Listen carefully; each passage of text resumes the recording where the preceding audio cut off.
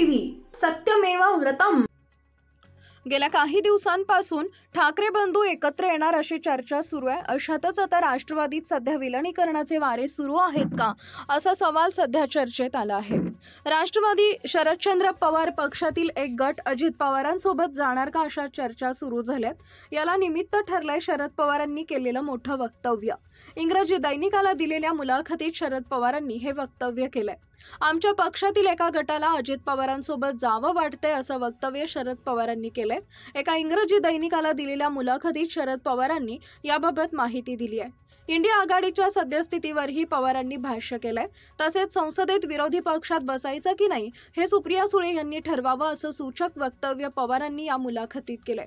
पवारांच्या या वक्तव्यामुळे राष्ट्रवादी काँग्रेसमध्ये विलनीकरणाचे वारे सुरू झालेत का अशा चर्चा रंगल्या आहेत। शरद पवार काय म्हणाले? आमच्या पक्षांतर्गत दोन मतप्रवाह आहेत। एका गटाला वाटतं की आम्ही एकत्र यावं, अजित पवारांसोबत जावं असं एका गटाला वाटतंय। एका गटाला वाटतंय की भाजपसोबत जाऊ नये, इंडिया आघाडी सध्या सक्रिय नाही, विरोधी पक्षात बसायचं की नाही हे सुप्रिया सुळेंनी ठरवावं असं देखील शरद पवारांनी म्हटलं आहे। विधानसभा निवडणुकांच्या निकालानंतर शरद पवारांच्या पक्षात दोन मतप्रवाह निवडून आलेल्या आमदारांमध्ये पाहायला मिळत होते। अनेक आमदारांनी अजित पवारांसोबत जाण्याची इच्छा व्यक्त केली होती, पण या संदर्भात माध्यमांसमोर कोणतंही वक्तव्य केलं नव्हतं। मात्र आता पक्षाचे सर्वेसर्वा शरद पवार यांनीच या संदर्भात मोठं भाष्य केलंय।